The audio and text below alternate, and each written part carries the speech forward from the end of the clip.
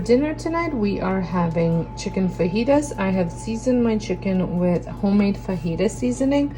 And here you have a tablespoon chili powder, tablespoon paprika, tablespoon oregano, tablespoon of salt, and then you have teaspoon of garlic powder, onion powder, and cumin.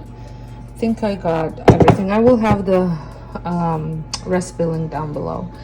And then I had cut up some zucchini, red and yellow pepper, bell pepper, and some red onion. And I'm going to pop both of these into the oven so that way they cook, and that'll be it. I will probably put mine over lettuce, and the kids will use some tortillas.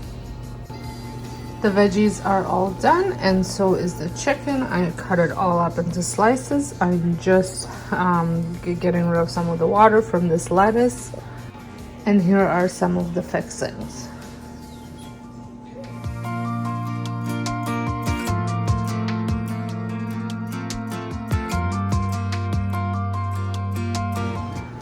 For dinner tonight, I am making garlic shrimp, baking it in the oven. So I have 2 pounds of shrimp here, and don't mind the mess from the garlic. And I have about a quarter of a cup of butter and 10 cloves of garlic in here, and I just press them through a garlic press.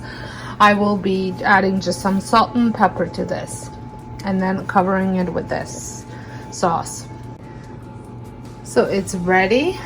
Just make sure all your shrimp is covered, and then I will be putting it in the oven at 425 for about 17 minutes. Now I'm using the Pampered Chef stone, so I don't need to flip it over, but if you are just using a regular, you might want to flip it over in about halfway mark, so about 7 to 10 minutes. And for it, to go along with it, I'm just going to make some Parmesan pasta for the kids and Brussels sprouts in an air fryer for us. The shrimp is done, so are the Brussels sprouts. My husband likes them nice and burned a little bit. I'm just waiting on pasta.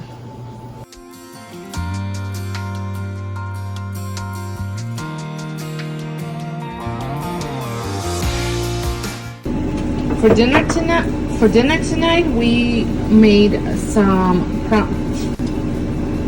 prime rib in the cast iron in the oven. So here are the baby potatoes that I have seasoned with some paprika, garlic, salt and pepper. And here is the meat. We want it to kind of fall off the bone. That's how we like it. And I'm making some Brussels sprouts in an air fryer to go along with it, as well as some Caesar salad. And we season the meat with Montreal steak seasoning.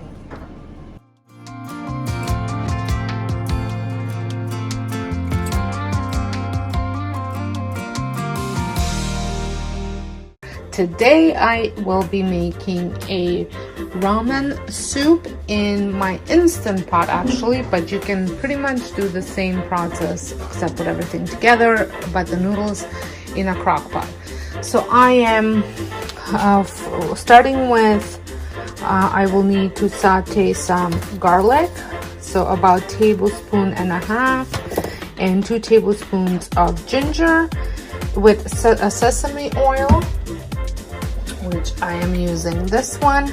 So I'm going to add this into my crock pot and turn my Instant Pot and turn my Instant Pot onto saute. So then I'm going to start with the ginger and the garlic, and then I'm going to add my chicken stock, and I'm using vegetable broth, 4 cups of it, and then some soy sauce.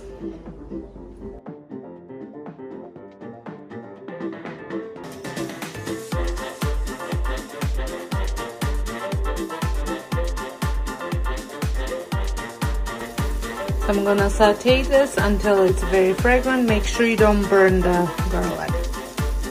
I'm going to add my chicken now.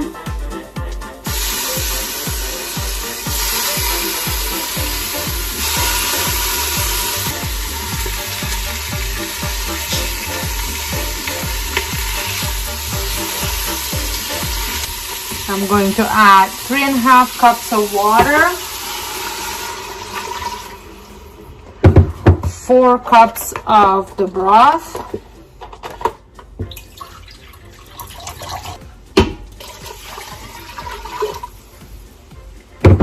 and of soy sauce.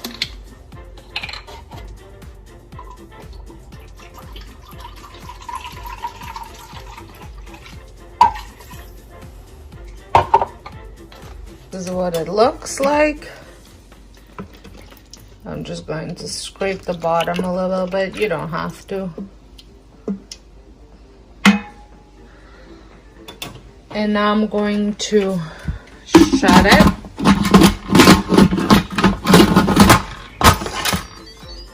Make sure my vent is closed. Make sure my vent is closed. So I'm going to switch to soup setting for 30 minutes and let it do its magic. So it is done now. I am just relieving the pressure, and once it's done, I shredded some carrots to add to it, as well as some bok choy and some spring onion. But before I add the veggies, I'm going to add my noodles. So it is done. I'm going to take the chicken out, and I'm going to take the skin off and shred it.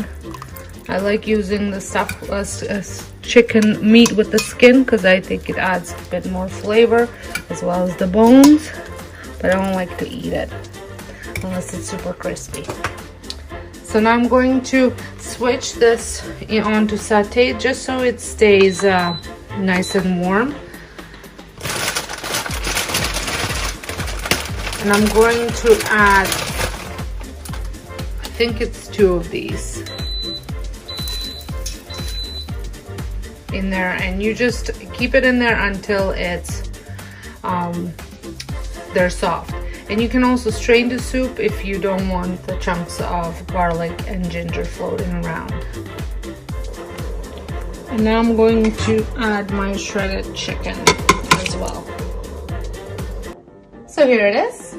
I tasted the broth and it tastes absolutely delicious. And you can now add a hard-boiled egg on top as well if you'd like to be more authentic, but I'm just gonna leave it at this. I hope you enjoyed this video. If you did, give me a thumbs up, and if this is your first time stopping by my channel, I would love it if you considered subscribing and pressing the notification bell. I am posting crock pot, instant pot meals all month long, so you don't want to miss out any of them.